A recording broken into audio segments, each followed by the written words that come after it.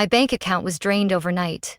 I'm Lila, back in Portland after a week-long family gathering, staring at $104.23, where $12,000 stood 3 days ago. The bank traced it to my mom's computer. Why would my family do this? Share your time and place below. What would you do if your loved ones betrayed your trust? I still couldn't shake the images of everyone hugging and laughing from my mind. And yet, just hours later, I stood there again in the old kitchen I grew up in, reaching for a glass of water from the cupboard, my heart still reeling from shock. "You're back already?" My sister Clara's voice floated in from the living room, casual and carefree. Like nothing had happened. I just checked my account. I tried to keep my voice steady, but the tightness in my throat betrayed me. Evan, my brother-in-law, walked out from the kitchen holding a seltzer can. He leaned against the fridge, looking half amused, half dismissive. "Oh, that?" Evan smirked. "We needed that money more than you did, Lila." It hit me like a slap across the face. I froze, stunned, unable to form a single word. Clara chuckled softly, shrugging like I was overreacting. "Don't be so dramatic," she said. "You've got a good job, no debt, no kids, you live alone." I turned to my mom. She was sitting in the corner knitting, her expression as calm as ever. "Mom, did you know about this?" She sighed, not looking up. Her voice was gentle, like I'd just complained about the soup being too salty. "You're always so sensitive. You have more... What's wrong with helping a little?" I turned to my dad, who was glued to his phone. He mumbled without looking up. "Don't use harsh words. It's family business." I couldn't believe what I was hearing. "But how did you even get into my banking info?" Clara shrugged. "I used Mom's computer and saw your account was still logged in. If you didn't log out..." She said it like I was the one at fault, like what they did was perfectly justified. My hands clenched, nails digging into my palms. My heart was racing. Evan shrugged like this was all no big deal. It's not like we bought luxury stuff, rent groceries just to survive, otherwise we'd be starving. I looked at them. All of them. Not one apology. Not one guilty look, not even a proper explanation. "What did I do to deserve this?" I whispered, though no one seemed to care. Clara tossed her hair back and mumbled, "You can earn it back." I slowly picked up my purse. No one asked if I was okay.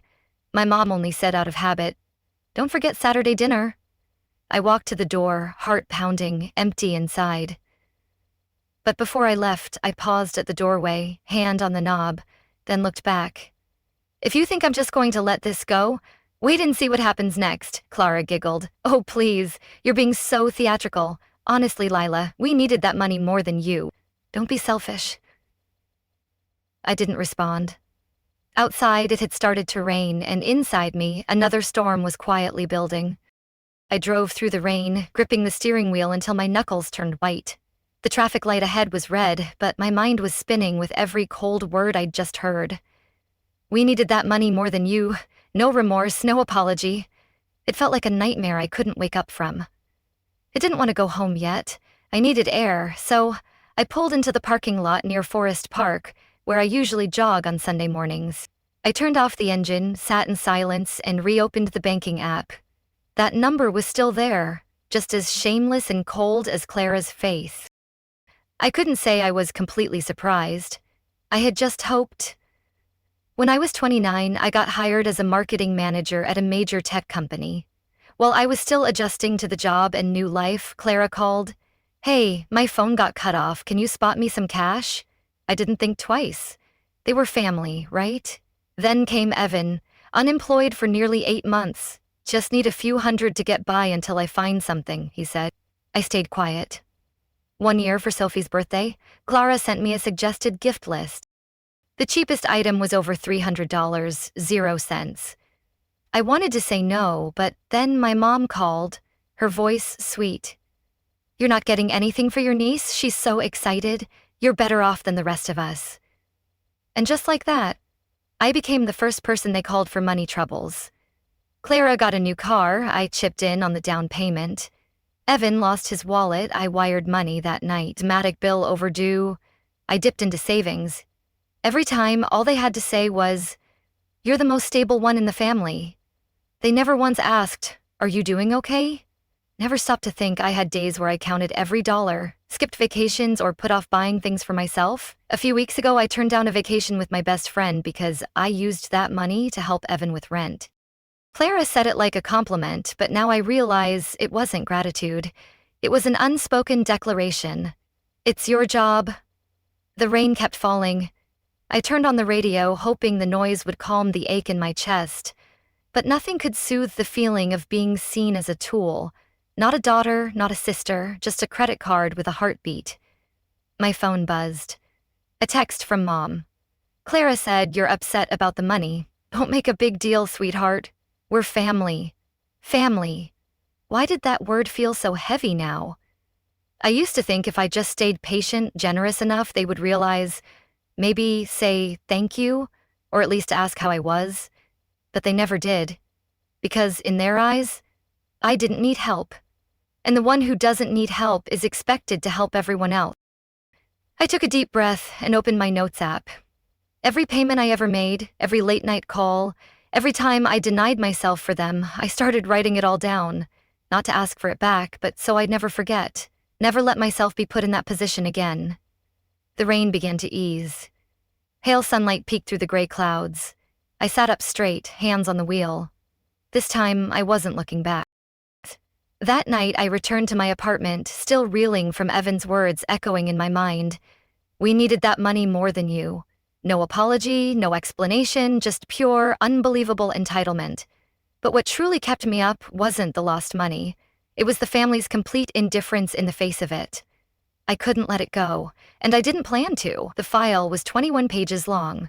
I printed it out and marked every suspicious charge in red.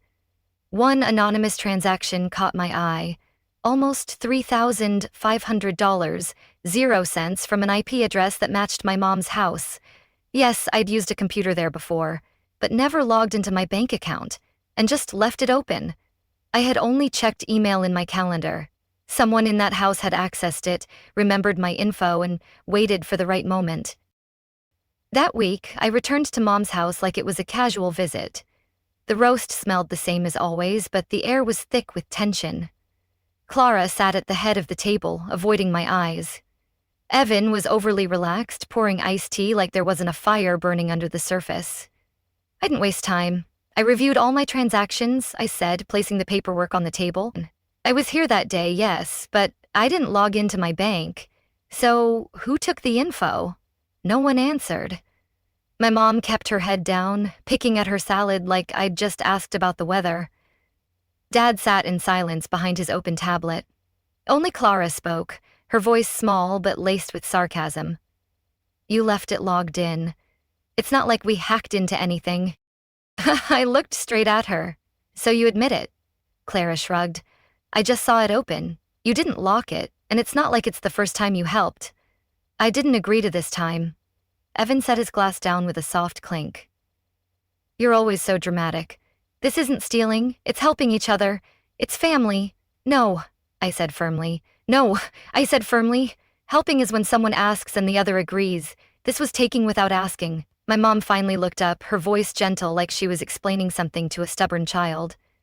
"Lila, you live alone, have a good job, no burdens. Clara's raising a child, Evan's still figuring things out. Family is about sharing, and sharing means quietly draining my entire savings." My voice began to tremble, not from anger but from pain. My dad folded his tablet and looked up, visibly annoyed. "Don't be so harsh. You've always been the strongest one in this family. You know no one else could handle it, so everyone trusted you." "Trusted me?" I let out a dry laugh. "Stealing personal information and emptying my account? That's what you call trust? Why not just call it what it is?" "Taking advantage." Clara slammed her hand on the table, the first time she lost cool. "We didn't splurge on anything. It was for rent, medication for Sophie, car repairs. I'm exhausted." "You're exhausted? What about me?" I looked at each person in that room, the people I once called family. I was exhausted too. When I worked 70 hours a week to pay off your debt, when I canceled my vacation just to keep Evan from getting evicted, when I ate instant noodles for 4 weeks to help Mom pay the utility bill. I'd been tired for a long time, But I never complained because I thought I was doing the right thing. But clearly, all I did was enable everyone's selfishness. No one said a word. Only the ticking of the kitchen clock filled the silence. I stood up, grabbed the folder in my purse. Before leaving the room, I paused and looked at Mom. If this is how you treat the only person who never asked for a single cent, don't be surprised when I start taking back what I deserve. Evan let out a mocking laugh. What are you going to do, Lila? Call the cops? I looked him straight in the eye, my gaze steady. Just wait and see. Then I walked out of the house I once called home for the first time without a trace of regret. Only a rising sense of resolve in my chest. I got home just as dusk settled over Portland. The air felt thicker than usual, heavy with the fury still brewing inside me. I sat at my desk, opened my laptop, and pulled out a file folder. I had kept receipts, messages, transfers, email confirmations, even screenshots from years ago. Not because I was paranoid, but because I knew someday my quiet sacrifices would need proof.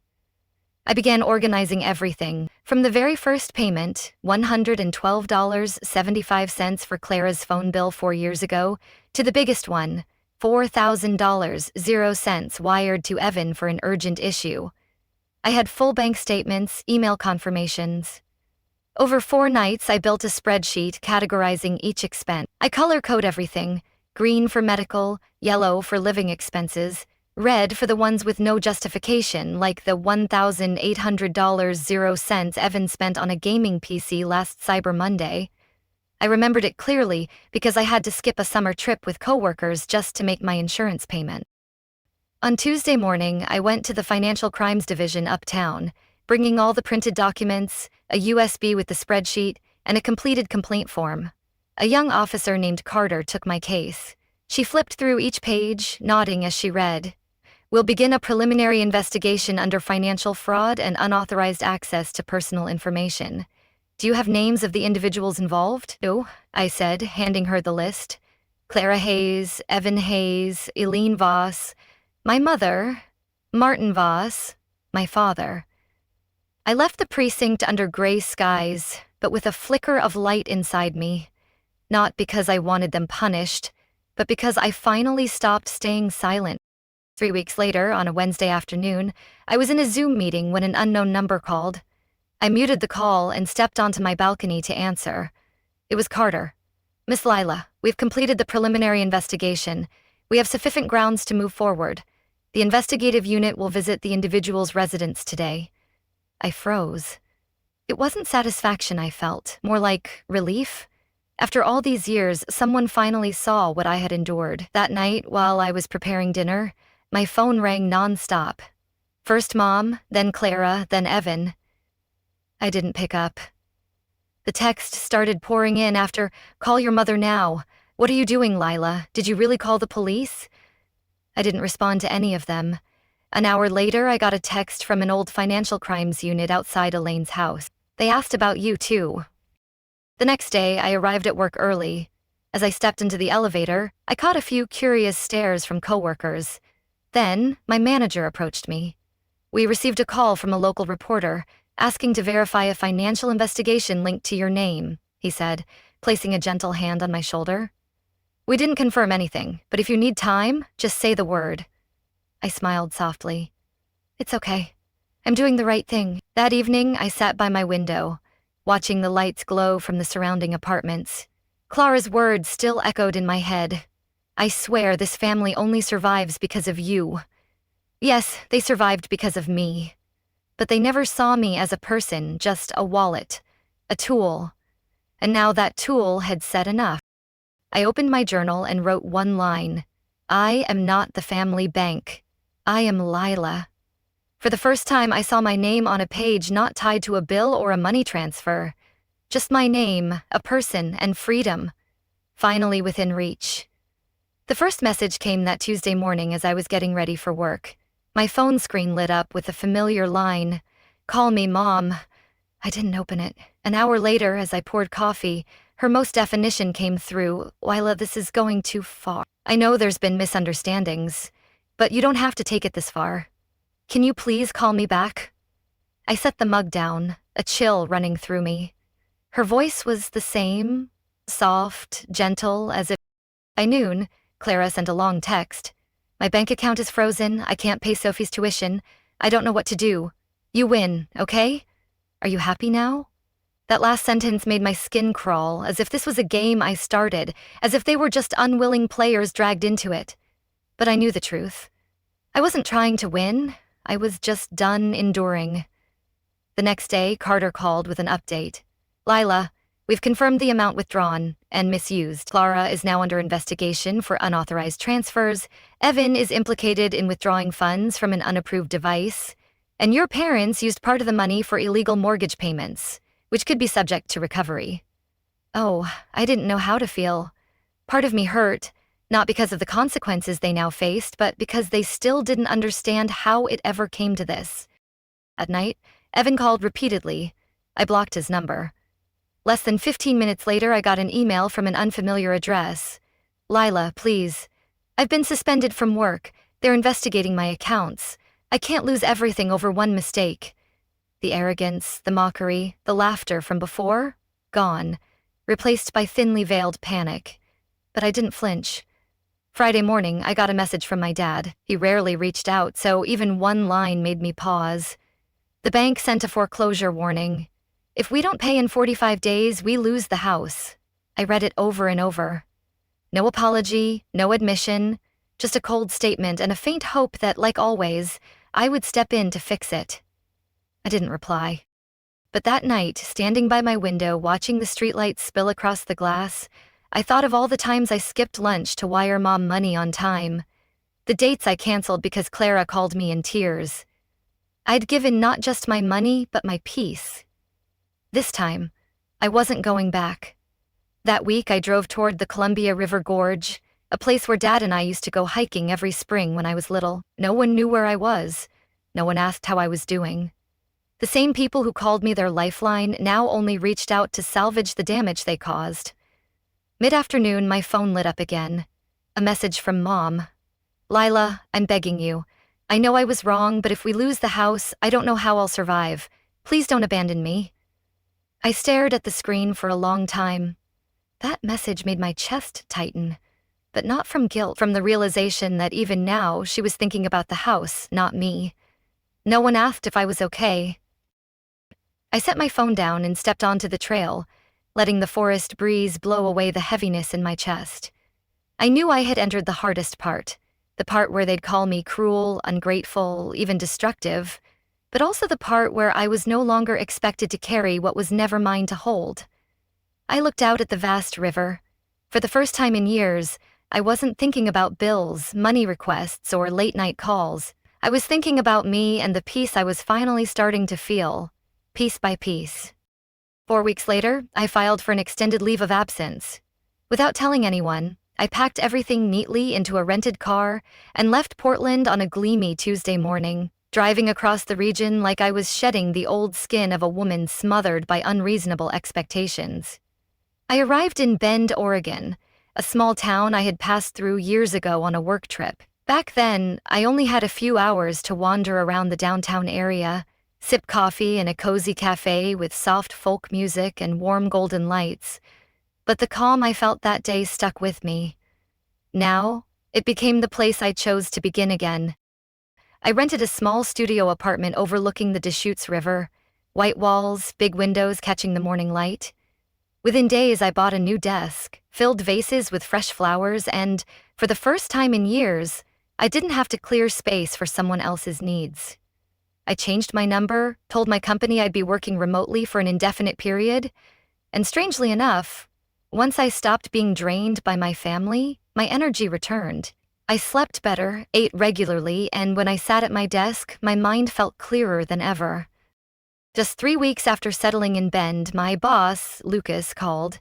Lila, I just reviewed your new strategy plan. It's brilliant. Have you considered taking over as regional coordinator for the entire Northwest?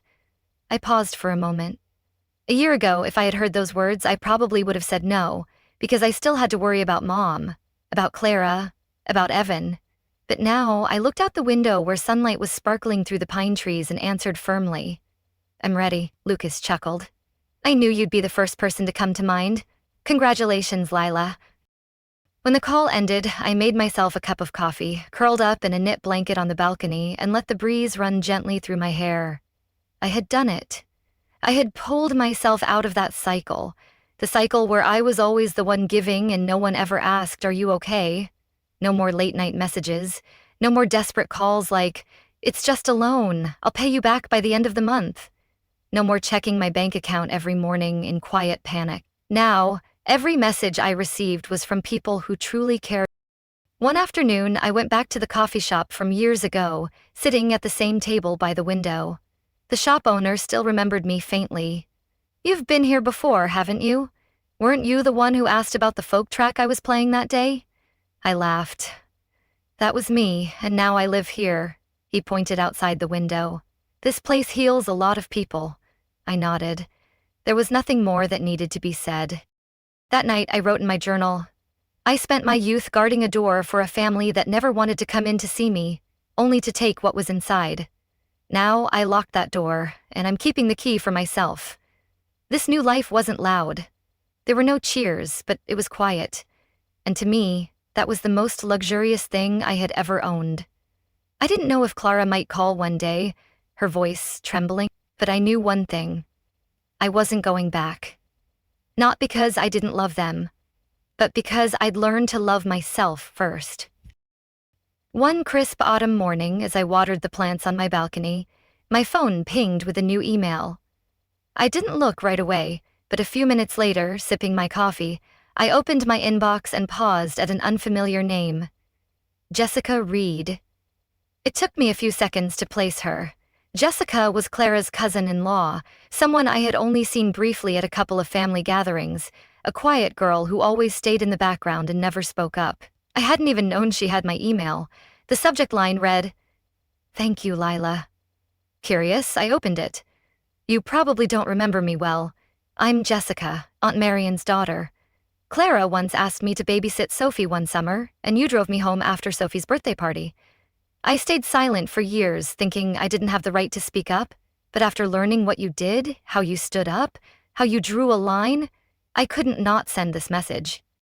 I sat frozen. Every word she wrote felt like a drop falling into the still pond inside me. I was stuck in a similar cycle. My family always said I was luckier, so I had to give more. I worked 4 jobs at once and still had to send money home for my mom, for my brother, and when I tried to say no, they called me ungrateful and selfish. But after hearing what you did, how you chose yourself, it felt like someone lit a path I didn't know existed. You helped me realize that saying no isn't cruel. It's self-protection. It's preserving the most precious thing, yourself. I sat there quietly, hands wrapped around a now cold cup of coffee. Outside, the wind rustled golden cedar leaves, sending a few tumbling gently to the ground, but inside me, something had quietly begun to bloom. It wasn't pride. It wasn't indication. It was the feeling of being seen, of being understood. Jessica wasn't the first person to say something like this. A few months earlier, an old college friend had texted me after reading a few lines I shared on my personal blog. "I used to think you were just really strong, like you didn't need anyone. But now I get it. You were so strong that everyone assumed you'd be fine no matter what." I had read that line over and over again because for years, I never asked to be heard. I stayed quiet, held it all in. But no one had ever taught me that kindness doesn't mean letting people cross your boundaries. That night, I sat down at my desk, opened my laptop, and typed a reply to Jessica. I never imagined what I did would inspire someone like that. "Thank you for having the courage to share. I know that's not easy, but I want you to remember, you're not alone. You're not selfish. You're just learning to love yourself the right way." And there's nothing wrong with that. I hit send. And in that moment, something became crystal clear. I used to think I had lost my family. But the truth was, I was redefining it. From people who love without conditions, who give without expectation, and who respect others as full human beings. But the next morning, when I pulled back the curtains, sunlight poured into the room like a gentle blessing. I took a deep breath, feeling nothing heavy on my chest anymore. I was no longer the old Lila, the girl who always stepped aside, who always stayed quiet for fear of upsetting others. Now I was Lila who knew how to say enough, who knew when to walk away when someone didn't value her. And the most beautiful part? Because out there, somewhere, people like Jessica were finding the courage to step out of the shadows. And if my journey could light even a small part of their path, then every bit of pain I had endured was worth it.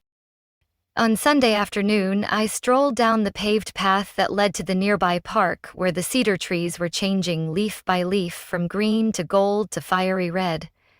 A little girl rode her bike, hair flying in the wind, while her mother ran behind her, laughing and calling, "Slow down, sweetheart." I paused for a moment, holding a paper cup of coffee, watching them like a scene from a living painting. That image stirred something in me, something I had lost in recent years, a sense of lightness. I used to think I had to do everything to make my family proud. I worked tirelessly, saved every penny, gave up vacations, small dreams, just to earn a good daughter label or a nod of approval from my mother. But they never stopped to ask, was I tired? Did I need someone to listen? They just needed me to be strong. And when I stood up and said no, they called me ungrateful.